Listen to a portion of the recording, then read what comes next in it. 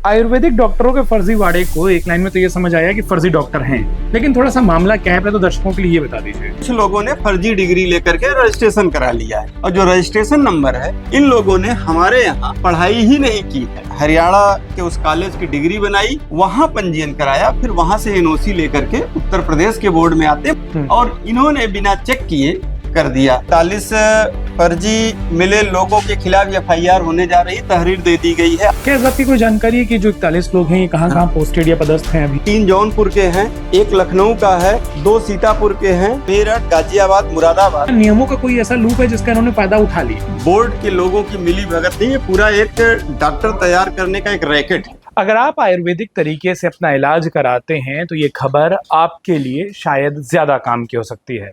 उत्तर प्रदेश में आयुर्वेदिक डॉक्टरों का फर्जीवाड़ा सामने आया है। कुल मिलाकर खबर ये है कि शायद वो डॉक्टर जो आपका आयुर्वेदिक तरीके से इलाज कर रहे हैं वो फर्जी ना हो, यानी कि उनके पास न तो डिग्री हो, न शायद उन्होंने आयुर्वेदिक तरीके से इलाज की कोई पढ़ाई की हो। नमस्कार, मेरा नाम है उत्कर्ष चतुर्वेदी। फ्रेम में आपको दिखाई दे रहे हैं न्यूज रूम से मेरे वरिष्ठ सहयोगी चंद्रभान यादव जी। चंद्रभान जी, ये आप ही की खबर है जिस पर हम बात कर रहे हैं और उत्तर प्रदेश के स्वास्थ्य महकमे के अलग अलग हिस्से होते हैं। आयुर्वेदिक डॉक्टरों के फर्जीवाड़े को एक लाइन में तो ये समझ आया कि फर्जी डॉक्टर हैं, लेकिन थोड़ा सा मामला क्या है पहले तो दर्शकों के लिए ये बता दीजिए। मैं बताता हूँ कि किस तरह से, जैसे आयुर्वेद की जो बीएमएस की डिग्री होती है वो 4 साल पढ़ाई करने के बाद 6 महीने का इंटर्नशिप करते हैं। इंटर्नशिप के बाद वो यहाँ जो आयुर्वेद यूनानी तिब्बी बोर्ड बना हुआ है, बोर्ड में पंजीयन कराना होता है। एक पंजीयन नंबर मिलता है 4 अंक का। उस नंबर के आधार पर जब पंजीयन हो जाता है उनका, तो वो उनका कोड नंबर हो जाता है उस डॉक्टर का जी। उससे ये स्पष्ट होता है कि ये डॉक्टर पढ़ाई किया है और ये कोड मतलब रजिस्टर्ड डॉक्टर है। वो एक तरीके से उसका आधार नंबर बहुत सामान्य शब्दों में समझना चाहिए जी। तो उत्तर प्रदेश में हरियाणा, राजस्थान और मध्य प्रदेश से डिग्री लेकर के लोग आते हैं और यहाँ बाकायदे पंजीयन कराते हैं। फिर उत्तर प्रदेश के अलग अलग शहरों में प्राइवेट प्रैक्टिस भी करने लगते हैं, निजी अस्पतालों में भी काम करने लगते हैं। कुछ उसी में से जो सरकारी सेवा आयुर्वेद यूनानी अधिकारी की वैकेंसी निकलती है, मेडिकल अफसर की वैकेंसी निकलती है, उसके लिए भी आवेदन करते हैं। हम लोग जिस प्रकरण की बात कर रहे हैं, इसमें दरअसल हुआ ये कि एक शिकायत उत्तर प्रदेश का जो बोर्ड है, आयुर्वेद यूनानी तिब्बी बोर्ड, इस बोर्ड में एक शिकायती पत्र भेजा जाता है कि कुछ लोगों ने फर्जी डिग्री लेकर के रजिस्ट्रेशन करा लिया है। बोर्ड उस पर काम नहीं करता। फिर इनका जो केंद्रीय बोर्ड है दिल्ली, नहीं करता मतलब जांच नहीं होती जी। केंद्रीय दिल्ली को शिकायती पत्र भेजा जाता है। दिल्ली से एक टीम आती है उन 5 लोगों की जांच करने के लिए। जब पत्रावलियों की मिलान होती है, खास तौर से उन 5 लोगों ने हरियाणा के रोहतक का कॉलेज है, मेडिकल कॉलेज, राजकीय मेडिकल कॉलेज है, वहां से डिग्री लेके आए थे। तो 5 की जब जांच शुरू होती है तो उसमें 41 लोग उस कॉलेज के मिलते हैं।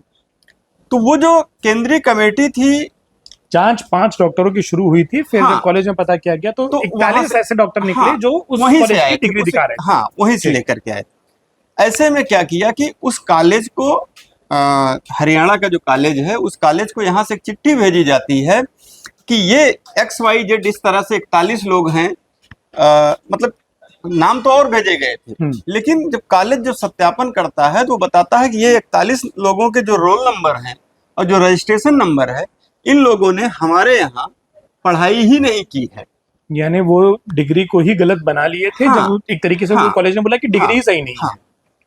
और उन लोगों ने किया क्या था कि पहले हरियाणा के उस कॉलेज की डिग्री बनाई और जो हरियाणा का बोर्ड है वहां पंजीयन कराया। फिर वहां से एनओसी लेकर के उत्तर प्रदेश के बोर्ड में आते हैं, बताते हैं कि देखिए मेरा यहाँ पहले से पंजीयन है और इस आधार पर मुझे पंजीयन दोबारा दे दीजिए। और इन्होंने बिना चेक किए कर दिया। यानी कि ये 2 बोर्डों को एक तरीके से उन्होंने चूना लगाया या फर्जीवाड़ा किया। पहले हरियाणा में जहाँ पढ़ाई नहीं की लेकिन पंजीयन हो गया और उस पंजीयन की और एनओसी के आधार पर यूपी में काम करने लगे। एक चीज ये बताइए चंद्रभान जी, ये डॉक्टर्स क्या जो लिस्ट आपके पास 41 की आप आई है, अगर हम थोड़ा सा समझना चाहें उत्तर प्रदेश के किन किन जिलों में, क्योंकि हमारे जो दर्शक देख रहे होंगे अब ये मन में भय ना आ जाए कि हर डॉक्टर या हर आयुर्वेदिक डॉक्टर फर्जी हर है। डॉक्टर नहीं, अभी मैं बताऊं कि इसी चीज का सत्यापन करने के लिए बोर्ड ने फैसला लिया है। जो 41 फर्जी पाए गए हैं, उन 41 फर्जी मिले लोगों के खिलाफ FIR होने जा रही, तहरीर दे दी गई है। आज मुझे उम्मीद है कि आज FIR हो जाएगी। इसके अलावा चूंकि 2015 साल का इन्होंने लिया है कि 2010 के बाद जितने भी रजिस्ट्रेशन उत्तर प्रदेश में हुए हैं, उन सभी लोगों का जहां से भी उन्होंने पढ़ाई की है उस कॉलेज को उनका रोल नंबर, उनकी मार्कशीट भेज करके वेरिफिकेशन कराया जाएगा। और ये तय किया गया है कि अगर उसमें से भी कुछ लोग फर्जी मिलते हैं तो उनके खिलाफ भी FIR दर्ज कराई जाएगी। क्या इस बात की कोई जानकारी है कि जो 41 लोग हैं ये कहाँ पोस्टेड या पदस्थ हैं अभी? ये इसमें से मेरे पास लिस्ट है 41 लोगों की, उसमें 3 जौनपुर के हैं, 1 लखनऊ का है, 2 सीतापुर के हैं और मेरठ के ज्यादा, मेरठ, गाजियाबाद, मुरादाबाद, मतलब NCR का जो इलाका है, NCR से लगे हुए ऐसा मान लीजिए कि 41 लोग जो पकड़े गए हैं, सामने आया है, जिनका नाम, जो इनकी डिग्री मतलब तय हो गया है, फर्जी डिग्री है। अच्छा, उनका रजिस्ट्रेशन भी निरस्त कर दिया है बोर्ड ने। उन 41 लोगों में कम से कम 30 जो है NCR से सटे हुए जिलों के। जी, तो यानी कि ये मान के चले पश्चिमी उत्तर प्रदेश में दिक्कत ज्यादा है, लेकिन अब जो पूरा का पूरा मामला सामने है उसके बाद पूरे उत्तर प्रदेश में जांच हो रही है। ये बताइए, इसमें अगर मैं एक आखिरी सवाल जो इस बात को समझने के लिए पूछना चाहूँ चंद्रमान जी, दोषी कौन है? क्या उत्तर प्रदेश के स्वास्थ्य विभाग में नियमों की उस तरीके से जांच नहीं होती है, या ये पुराने प्रकरण हैं?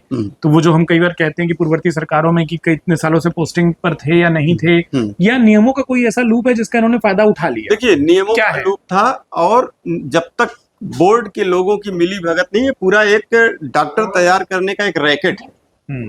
होता क्या है कि जो BMS की बात हम करें तो BMS की डिग्री लेने के लिए 4 साल की पढ़ाई, इंटर्नशिप, कुल 5 साल लग जाते हैं लगभग। और सरकारी कॉलेज या प्राइवेट कॉलेज की हम फीस लें तो 1 साल की अप्रॉक्स 2.5 लाख रुपए जो तय की गई है फीस, उस तरह से है, 2.5 से 5 लाख के बीच का है रेशियो। तो जो शिकायत सामने आई है, जो बातें सामने आ रही हैं, या बोर्ड से ही जुड़े हुए बोर्ड के एक उपाध्यक्ष हैं, उनसे भी मेरी बात हुई, तो उनका बोर्ड के उपाध्यक्ष ने खुद आरोप लगाया है कि ये सारा ये पूरा एक रैकेट है। उस रैकेट ने ये तय कर रखा था कि 5 साल की पढ़ाई के दौरान जितना पैसा खर्च होगा उतना पैसा हमें दे दीजिए, हम आपको डॉक्टर बना देते हैं। ये कैंडिडेटों को भी काफी मुफीद लगा कि 5 साल कौन पढ़ाई करे, पैसा दो और बिना पढ़े डॉक्टर बन जाओ। और वो जैसा हम लोगों के सामने है, 41 लोग बिना पढ़ाई किए, बिना कॉलेज गए और डॉक्टर बन गए। पर ये तो विश्व फर्जी डॉक्टर, उन्होंने जो इलाज किया होगा उन मरीजों का क्या? अब सवाल सबसे बड़ा तो यही है ना, जो चिंता की बात है, सबसे बड़ी चिंता की बात यही है कि जिन मरीजों का इन्होंने इलाज किया, जिनकी जान जोखिम में डाला है ना, उसके लिए कौन जिम्मेदार है? और ये पंजीयन करते समय निश्चित तौर पर लापरवाही बरती गई। हालांकि मैं बता दूं कि जब इन 41 लोगों के फर्जीवाड़े का मामला सामने आया है, उसके बाद से व्यवस्था में बदलाव किया गया है। अगर आप बोर्ड में पंजीयन के लिए एप्लीकेशन देते हैं तो उस कॉलेज को, जो जहां जिस कॉलेज से पढ़ाई किया है, वहां एक मेल भेजी जा रही है, और वो कॉलेज जिस यूनिवर्सिटी से जुड़ा हुआ है उस यूनिवर्सिटी को भी, मतलब वेरिफिकेशन तुरंत किया जा रहा है। अब वेरिफिकेशन किया जा रहा है। जब तक कॉलेज से वेरिफिकेशन आ नहीं जाता है तब तक उनका पंजीयन नहीं किया जा रहा है। ये एक व्यवस्था में बदलाव किया गया। लेकिन जो सबसे बड़ा सवाल ये है कि इन फर्जी डॉक्टरों ने जिन लोगों का इलाज किया उनका क्या हुआ? जी, चलिए, ये एक सवाल है। और जैसे चंद्रमान जी ने भी कहा कि इस खबर के कई सारे अपडेट हैं, जो पहली FIR होगी, उसके बाद जो लिस्ट आती है, और अगर हम पिछले 10-15 सालों की जांच करें तो अगर इसका दायरा और आंकड़ा बढ़ता है तो अमर उजाला उत्तर प्रदेश के तमाम दर्शकों के लिए हम ये खबर एक्सक्लूसिव तौर पर लेकर आते रहेंगे। चंद्रमान जी ने इस खबर को लिखा था, अमर उजाला पर आपने इसे पढ़ा भी होगा, लेकिन हमें लगा कि हम अपने तमाम उन दर्शकों के लिए जो वीडियो के माध्यम से इस खबर को जानना चाहते हैं, इसको गहनता से और सारे पहलुओं को आपके सामने रखें। इस खबर के बारे में आपकी क्या राय है, हमें कमेंट करके जरूर बताइएगा। अमर उजाला से जुड़े रहिए, हमारे ऐप को इंस्टॉल करिए, हमारे YouTube चैनल को सब्सक्राइब करिए। चंद्रमान जी, अपना वक्त देने के लिए आपका बहुत बहुत शुक्रिया, और शुक्रिया तमाम दर्शकों का इस पूरी खबर को देखने के लिए। बहुत बहुत धन्यवाद। आपके राज्य की खबरें, आपके शहर की खबरें सबसे पहले जानने के लिए देखते रहें अमर उजाला। चैनल को सब्सक्राइब जरूर कर लें और पाएं हर अपडेट।